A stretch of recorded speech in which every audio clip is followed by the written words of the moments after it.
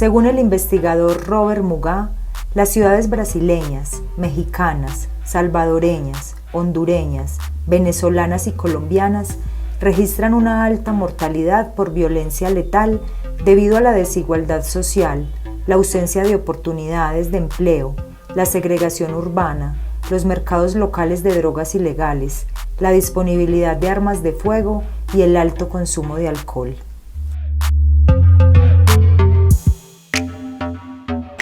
Para mí la violencia es un acto de atropello en contra de los ideales, de los intereses, de las filosofías de vida de otros. Cuando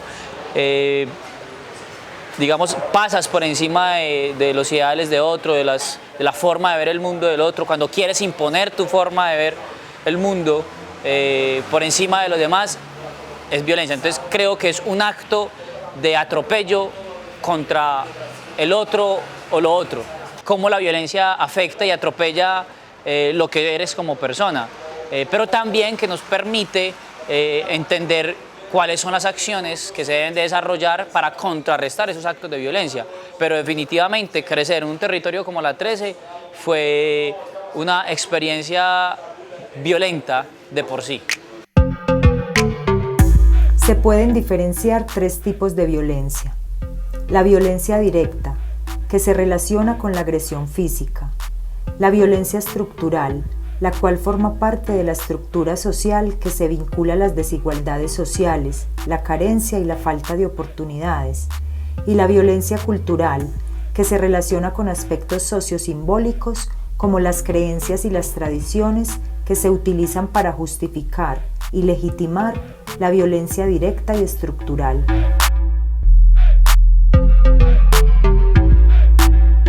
En Colombia se pueden identificar tres temporalidades de violencia que coexisten. Una violencia premoderna, donde lo relevante es el problema agrario y campesino. Una violencia moderna, donde prima una visión de la reivindicación social marxista. Y una violencia posmoderna, que implica la inserción de los actores en el mundo global por la economía del narcotráfico y la explotación minera. Además sugiere que para entender el conflicto colombiano es indispensable entender que es un país de regiones, con una geografía difícil, atravesada por 3 cordilleras y selvas tropicales.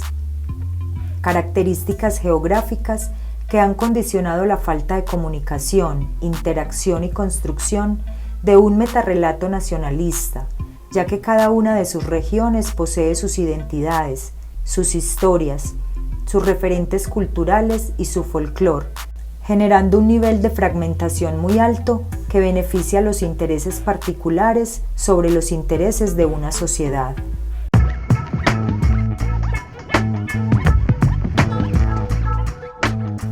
La violencia en Colombia se ha encontrado fuertemente vinculada a la actividad de la guerrilla, del narcotráfico y del paramilitarismo, donde los escenarios de violencia se han concentrado en el campo y en los municipios pequeños.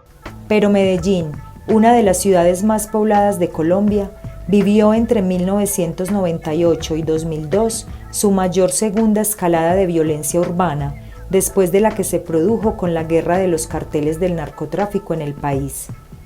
Según el trabajo del investigador Jorge Giraldo Ramírez, en Medellín se presentó una confluencia entre el conflicto armado, las expresiones violentas propias de la criminalidad organizada y el retiro paulatino del Estado en la gestión del conflicto. Además, reconoce que en 1994 se crea en Medellín un tejido social y legal que facilita la implementación de actores nacionales del conflicto armado de 3 maneras. Primero, por la vía tradicional de las teorías maoístas de la guerra de guerrillas, de acercamiento de los grupos rurales a las periferias de la ciudad.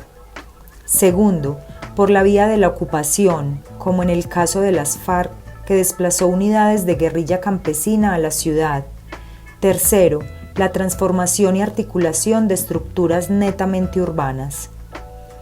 Afirma que al 2002 habían 650 bandas armadas en la ciudad, 3 bloques de autodefensas, José Luis Zuluaga, Bloque Metro y Bloque Cacique Nutibara, 2 frentes, un proyecto y una estructura urbana del ELN, el grupo miliciano independiente Comandos Armados del Pueblo y diversas estructuras del bloque José María Córdoba de las FARC. La disputa por la hegemonía armada en el territorio condujo en el 2002 a que Medellín aportara el 81% de los homicidios, el 93% de las masacres y el 70% de los secuestros en el departamento de Antioquia.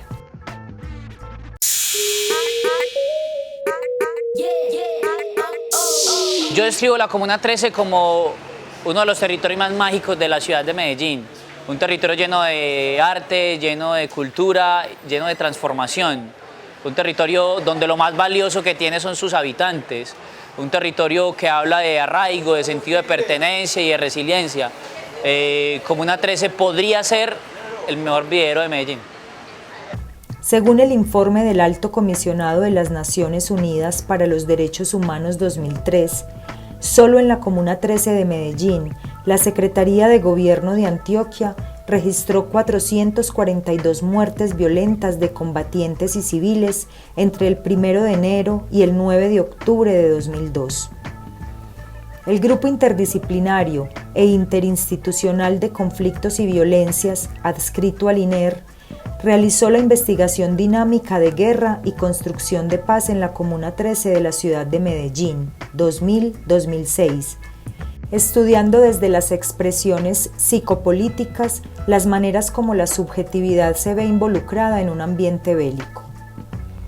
Después de cotejar diferentes narraciones sobre la dinámica del conflicto armado en el sector, se reconocen 4 fases diferentes de la relación violenta en los barrios de la Comuna 13.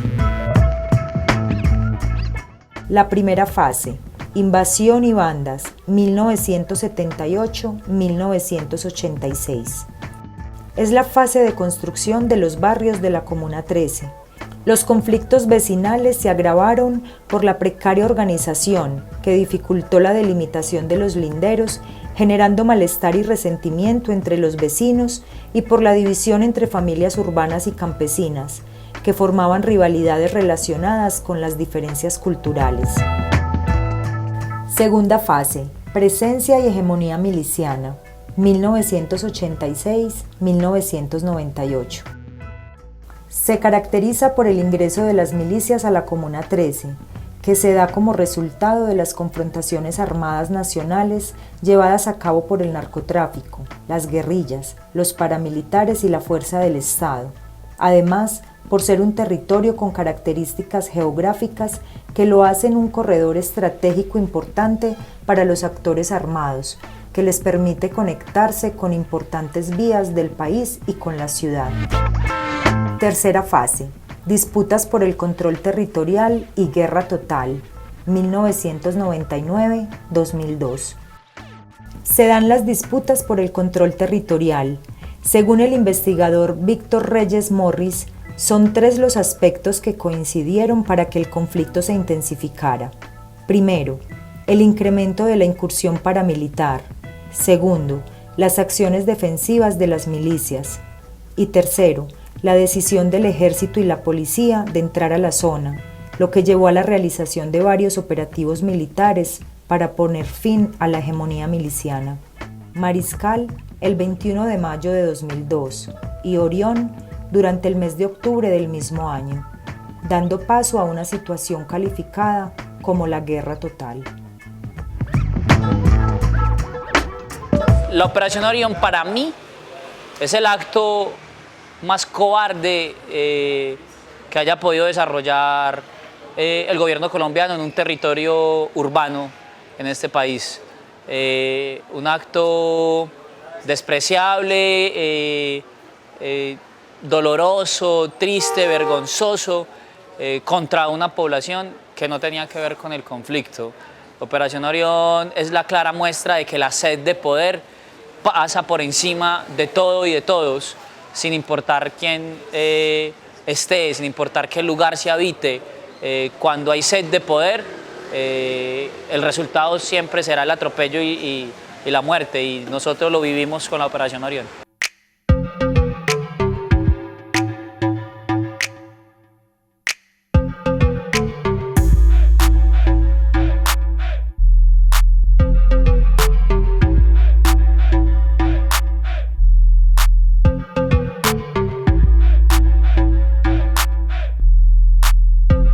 ninguno de los operativos dio un resultado, porque es que esos operativos no buscaban ayudar a la comunidad, no buscaban fortalecer el territorio ni acompañar el territorio, solo buscaban el tema del poder.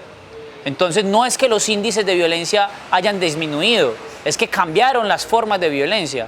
¿Sí? Entonces ya no estábamos hablando de los asesinatos selectivos de la guerrilla, o ya dejamos de hablar de los asesinatos de barbarie de los paramilitares o las desapariciones del ejército en el territorio. Empezamos a hablar de extorsión, de microtráfico, ¿cierto? De otros tipos de violencias. No tiene que ver con los operativos, tiene que ver con una dinámica de sociedad y de comunidad que pasaba dentro de la misma Medellín. Eso no solo se dio aquí en Comuna 13, si hoy analizamos todo Medellín, tiene unas dinámicas muy particulares que son extorsión y microtráfico. Sí, eso no es un secreto. El resultado de Operación Orión no es otro sino la clara muestra de que la gente no importa cuando la sed de poder está.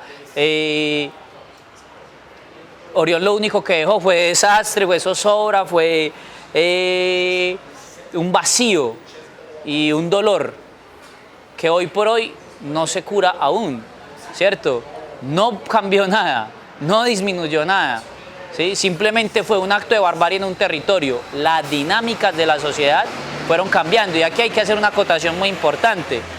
La comunidad, la gente, las personas que habitan Comuna 13 fueron quienes empezaron a desarrollar las acciones de transformación que hoy posibilitan que se hable de otras cosas en Comuna 13.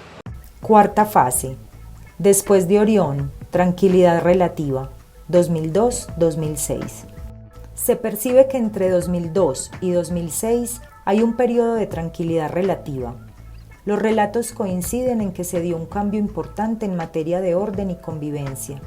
Sin embargo, las opiniones varían en cuanto a la profundidad de la misma, la seguridad del barrio y los problemas actuales. Como lo señala la publicación de Víctor Reyes Morris, el triunfo militar de la Operación Orión no fue una expresión de paz, sino una derrota del otro, que se puede identificar como una paz negativa.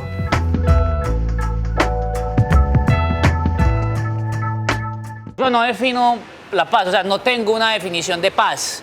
Creo que el ejercicio al que se busca llegar cuando se habla de paz, que es que todo esté bien, que todo funcione bien, que todo fluya bien, es un ejercicio más de energía.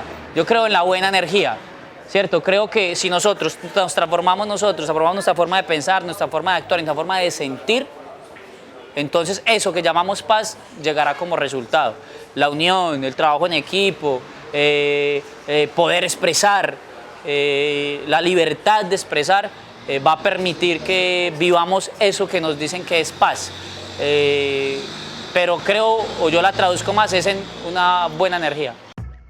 El investigador Esteban Ramos Muslera reconoce tres conceptos hegemónicos de aquello que se entiende por paz: paz negativa, paz positiva y paz liberal, y plantea dos alternativas emergentes: paz imperfecta y paz transformadora.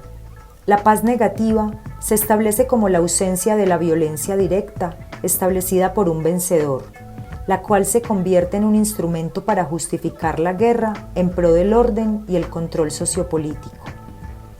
La paz positiva amplía la idea de paz más allá de la defensa, al prestar atención a las necesidades básicas, la autorrealización del ser humano y la existencia de relaciones de apoyo mutuo, lo que implican concebir la paz como sinónimo de justicia social.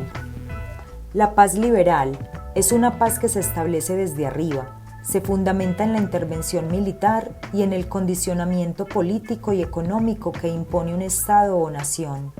La paz imperfecta considera que la paz no es una realidad absoluta, sino imperfecta, un proceso vivo y activo que se encuentra relacionado con las acciones de los seres humanos, sus decisiones y preferencias. La paz transformadora y participativa permite establecer un vínculo entre paz, convivencia y necesidades humanas. Los seres humanos son reconocidos como actores principales del constructo social y pasan a ser sujetos de estudio y acción, donde la paz es una construcción colectiva de los actores sociales en comunidad.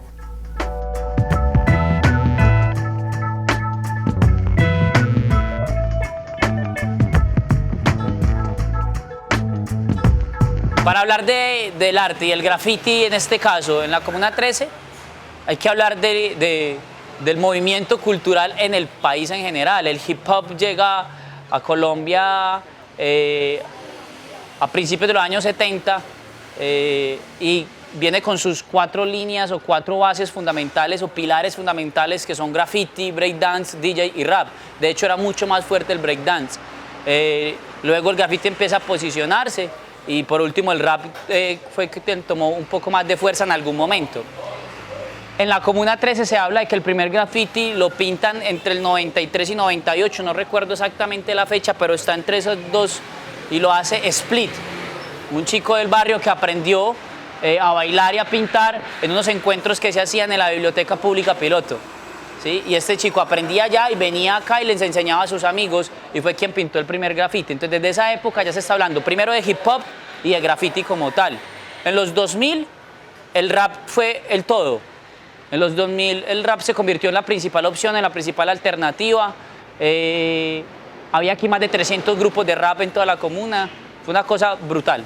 Para el año 2012 el color vuelve y se toma una fuerza impresionante, se impactan diferentes espacios, se transforman esos espacios que eran tocados por el color y el graffiti se convierte en hoy la principal expresión, no solo artística, sino de transformación de Comuna 13.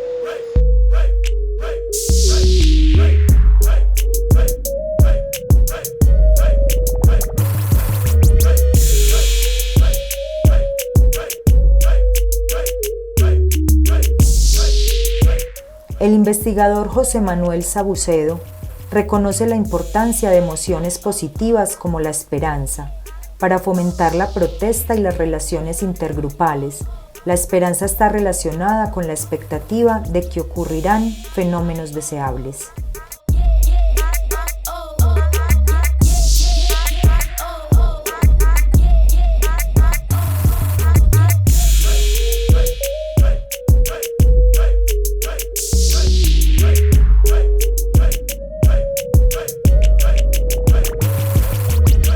El arte tiene un poder que no tienen otras acciones de transformación y es que toca la fibra de lo emocional. El arte te eriza la piel, te hace palpitar el corazón, te evoca el recuerdo. Entonces tú una canción la dedicas, una canción te hace llorar o te hace reír, ¿cierto?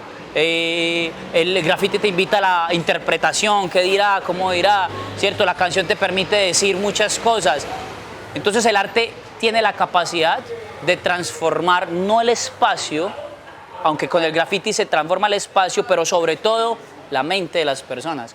Cuando la mentalidad cambia y por medio del arte yo enseño unidad, yo enseño amor, yo enseño transformación, yo enseño tolerancia, yo enseño todos esos valores que se necesitan, se impregnan mucho más fácil, se quedan mucho más fácil en la mente de quienes reciben esa información por medio del arte y ahí se habla de transformación y se habla de un territorio transformado y en paz.